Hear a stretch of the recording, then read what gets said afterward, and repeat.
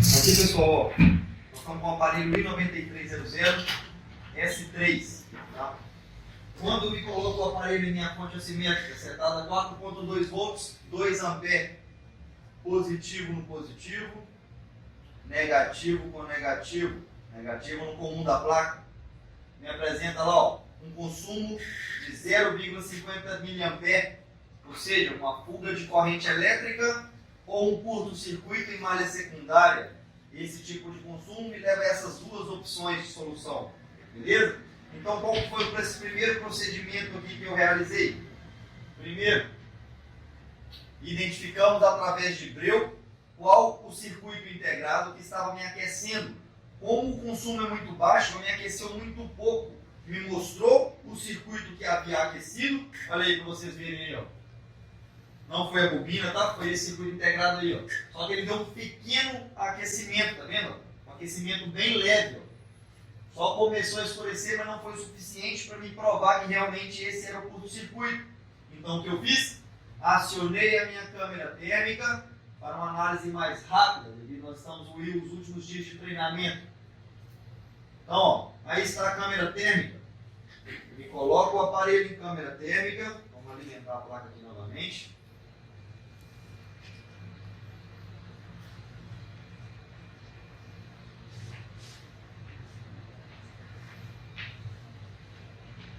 Coloco o aparelho em câmera térmica, foco a câmera, não alimentei a placa ainda, está desconectada aqui, olha o negócio. Quando eu conecto a minha fonte assimétrica no aparelho, me aquece circuito integrado, tá vendo? Circuito integrado me aquecendo.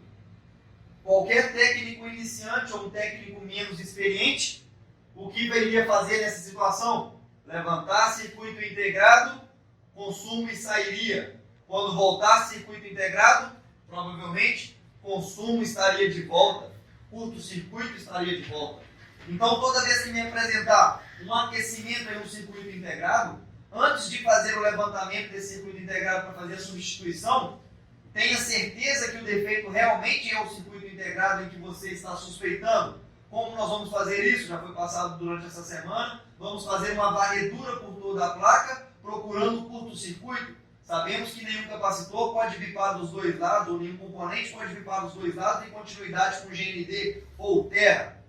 Ok? A não ser que seja em malhas de baixa resistência, que são malhas que trabalham com menos de 1 volt, ou que sejam malhas negativas, como nós temos algumas malhas de alimentação de microfones negativas, que elas sim bipam com terra. Ok? Então o que eu fiz? Peguei o meu multímetro, escala de continuidade, está lá o multímetro. Escala de continuidade, escala de bip. Errado. E fiz toda uma varredura na placa. Está, comecei a procurar componentes que estavam bipando dos dois lados. Ó, 1, 2, 3,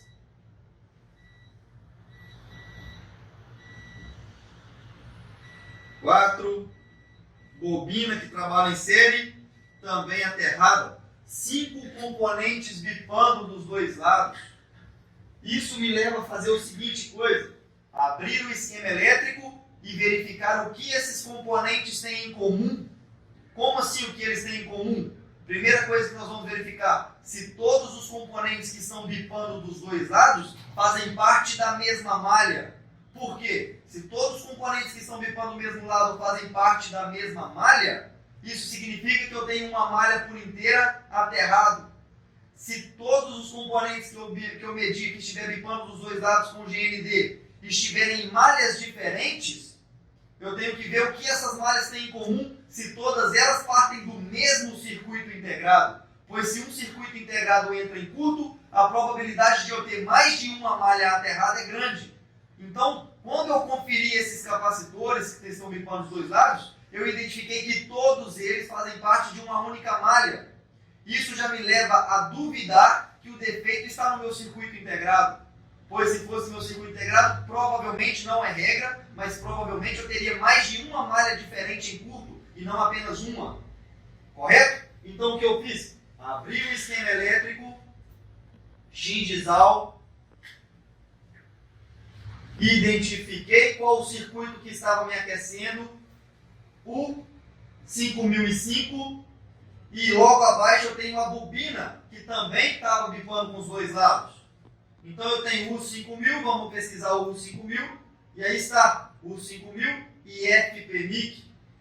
Então, verifiquei quais são os componentes L512, C519, C512, C503 e diversos outros capacitores que estão bipando por toda a placa. Então, o que eu fiz? Em qual malhas esses componentes se encontram? Então, vamos conferir L512 e C512. Vamos voltar lá. E aqui, ó, está o meu L512, que como vocês veem, ó, está em quê, pessoal? Está em série. Não está em paralelo com o GND, então ela não pode entrar em curto.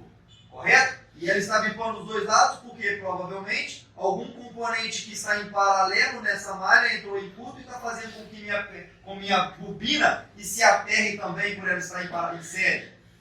Então o que eu fiz? Certifiquei todos aqueles outros capacitores e todos eles trabalham na mesma malha VBAT. E como nós já vimos, malha VBAT é uma malha principal de alimentação de todos os circuitos de nossa placa. Só que apesar dela ser uma malha principal, ela é uma malha que está de saída da minha IFPMIC, pois a minha malha de entrada é a V-Battery, é a malha que vem da minha bateria, que chama-se V-Battery. Vamos localizar ela por aqui. V-Battery. Então a malha V-Battery vem da minha bateria, atenção, até a minha IFPMIC, e IFPMIC gera a minha malha V-Bat, que tem a mesma tensão da minha malha V-Battery. Todas as duas malhas trabalham com 4.2 volts. Agora, o interessante dessa análise é o seguinte. Vocês viram que na minha malha V-Battery eu tenho um consumo apenas de 0.50 mA, um consumo muito baixo, correto? Quando já identifiquei que essa bobina faz parte da minha V-Bat, que é a saída do meu circuito integrado. Então o que eu fiz? Já que essa bobina está aterrada, provavelmente o consumo dela já não vai ser mais 0,50. Vai ser de quanto o consumo na minha fonte? Se ela está completamente aterrada? Zero. Vai ser total, 2 A. Vai consumir tudo na minha fonte se estiver em curto. Então o que eu vou fazer? Vou pegar a minha fonte assimétrica.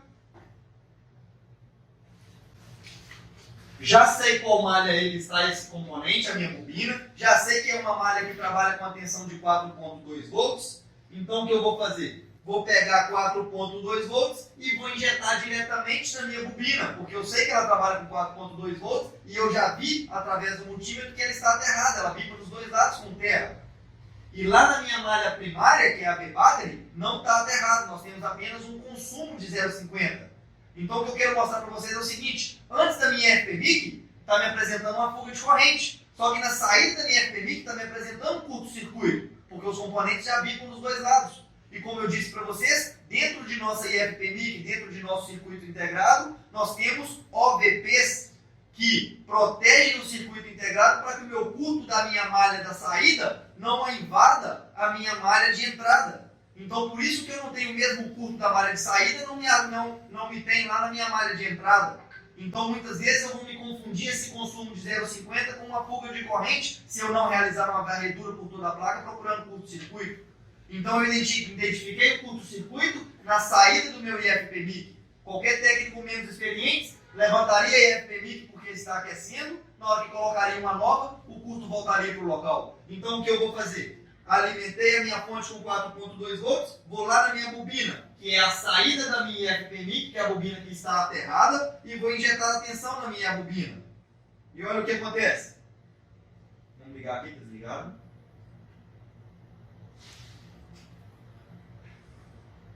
Injetei a tensão na minha bobina. Qual o consumo que me apresenta? Total. E olha lá no meu conector de bateria. 0,50. Então, na minha malha primária, na minha malha inicial V-Batter, eu tenho 0,50. Na minha malha de saída da minha IFPMIC, eu tenho curto total. Então, depois que eu vi que tenho vários componentes bipando dos dois lados, vários componentes em curto, eu identifiquei que todos esses componentes fazem parte da mesma malha, que é a V-BAT. Levando em consideração o que eu já expliquei nesse vídeo, vocês ainda acham que o problema é a minha IFPMIC? Não. O problema está na minha V-BAT, que quando eu alimento a minha malha primária, a minha V-BAT fecha curto completo. Porém, esse curto não me apresenta no meu conector de bateria devido aos OBPs que possui dentro da minha IFPMIC. Então, eu continuar a análise antes de levantar o circuito integrado. Então, o que eu fiz? Peguei aqui, ó, o meu SIC e o que eu fiz? O SIC, capacitor inline checker, ele identifica o setor aonde está mais próximo do meu curto-circuito. Então, para eu fazer isso, o que eu fiz? Peguei aqui, ó, todos os componentes que estavam na V-BAT, segui a malha V-BAT aqui, ó, no meu esquema elétrico, copiei V-BAT e segui. Aqui nós temos V-BAT, seguimos, aqui nós temos V-BAT, e nós temos V-BAT aí por toda a placa, por se tratar de uma malha que alimenta todos os circuitos integrados. Então o que eu fiz? Peguei um capacitor aqui, ó, próximo da minha IFPMIC, peguei um capacitor próximo da minha PMIC principal, peguei um capacitor perto do meu circuito integrado do Wi-Fi e peguei um capacitor perto do meu transceiver de RF. O capacitor que me apresentou o menor valor no SIC é o capacitor que está mais próximo do curto-circuito. Então eu setorizei a minha placa. Peguei uma medida de um componente do setor de IFPMIC, peguei a medida de um componente do setor de Wi-Fi, peguei a medida de um componente do setor de RF, peguei uma medida de um componente do setor de PMIC. Todos eles me apresentaram o valor 19, 15, 11 e perto do meu Wi-Fi, que é esse circuito integrado, me apresentou o valor de 11, 5, 6, ou seja, o valor mais próximo de zero é onde está o curto-circuito. Então, como o valor não chegou a zero, eu não acredito que seja o capacitor que eu medi, mas sim o circuito integrado onde ele representa, onde ele está mais perto. E o valor que foi mais baixo no meu SIC foi próximo ao setor de Wi-Fi. Então tá aí, ó, SIC, e eu vou medir o capacitor aqui para não medir todos, para o vídeo não ficar muito comprido, ó. Vou medir aqui. Menos. E mais. E ó. Aqui e aqui. Opa.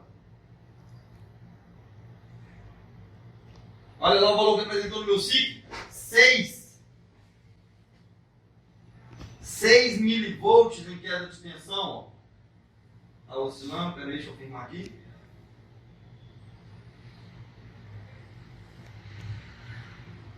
Ó, 10 agora, que oscila um pouquinho o SIC, tá? Mas me apresentou um valor de 6 em queda de tensão no meu SIC. Então, de acordo com essa análise, me levou a entender que o real defeito da minha placa está provavelmente no setor de Wi-Fi, no circuito integrado de Wi-Fi, e não na minha IFPMIC que estava aquecendo no início. Porque o consumo, a fuga, o curto-circuito, estava na saída da minha IFPMIC. Então, para eu ter certeza dessa informação, o que eu fiz? Bobina, tá aí. Vamos pegar aqui, ó, um estanho de solda. Porque antes eu injetei a tensão na minha V-Batter, conector de bateria, aqueceu minha IFPMIC. Agora eu vou injetar a tensão na saída da minha IFPMIC, que agora o OVP não vai mais trabalhar, que eu já estou injetando depois dele. Então já vai me aquecer o circuito integrado ou o componente que realmente está com defeito, correto? Então para mim eu injetar essa tensão aqui, ó, vou soldar aqui um pedaço de estanho, ó, em minha bobina que está em série, porque como ela está em série, eu não preciso de escolher o lado dela, porque eu sei que os dois lados da bobina eram para ser positivo, porém está negativo porque a malha está em curto. Vamos colocar aqui, ó, na minha câmera térmica, lembrando que nós já identificamos o defeito através do breu, depois continuamos a análise com esquema elétricos, identificamos o valor menor através do capacitor inline checker no setor de Wi-Fi, e agora nós vamos tirar a prova com a nossa câmera térmica. Então nós vamos aqui, ó, GND no GND, vamos desconectar aqui a fonte para não fechar o curto imediato, coloquei o meu positivo, Aí está. Vamos esperar a placa sair a temperatura da minha mão. E vamos, ó, alimentar a minha placa. E olha quem me aquece, ó. Setor de Wi-Fi. E quando eu injeto tensão na V-Battery, o Wi-Fi não aquece. Por quê? Quem me aquece é a própria IFPMIC. Eu injetei a tensão na saída da IFPMIC, já mudou meu diagnóstico para o setor de Wi-Fi. E isso eu já tive certeza antes de colocar na câmera, devido ao SIC, capacitor inline checker, procurando onde estava o curto mais próximo.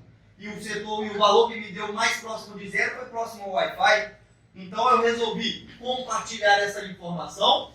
Vamos agora sim remover esse circuito de Wi-Fi e verificar se o nosso consumo da nossa malha primária vai ser sanado e se nossa bobina e nossos capacitores que estão aterrados vão parar de se aterrar e vão voltar ao funcionamento normal para a nossa placa voltar à vida. Então, vamos fazer a remoção desse circuito Wi-Fi até que nós achamos uma placa sucata. Nós já conseguimos verificar se o aparelho vai voltar a startar ou se o aparelho vai continuar com a fuga de corrente, se vai continuar com curto-circuito, correto? Então vamos lá. Fluxo de solda, por favor. Aqui está. Obrigado. Vamos aí, ó. Um pouco de fluxo em volta do meu circuito de Wi-Fi, o suficiente para fazer a remoção. Estação de retrabalho calibrada em 400 graus, 60 invasão de ar para mais rapidamente removermos, sacarmos o nosso componente da board.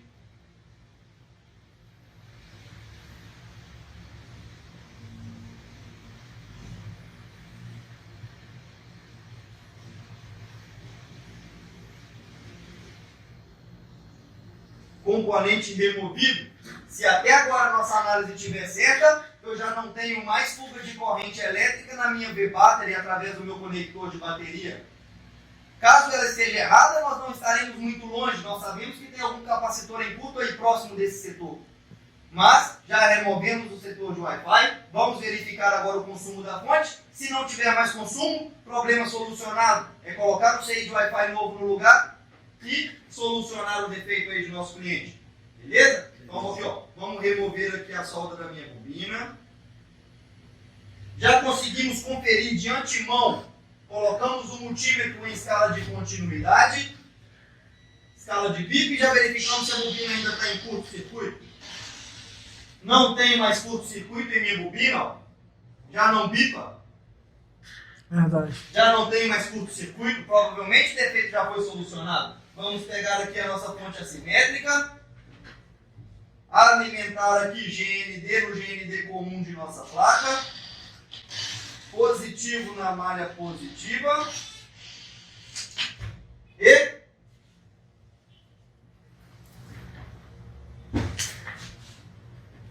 qual o consumo?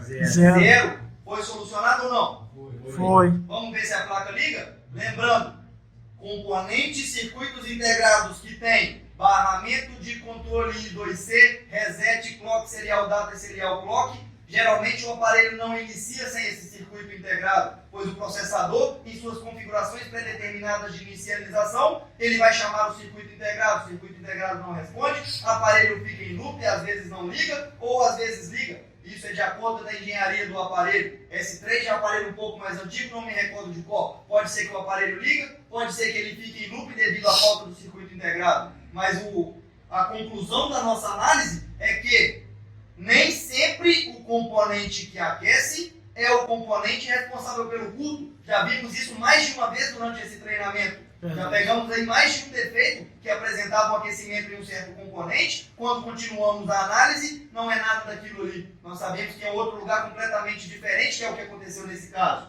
Vamos verificar onde fica a tecla power nesse aparelho. Está por aqui, para eu ligar ele é de flex. Não sei certo onde que é os pinos, vou colocar ele na carcaça.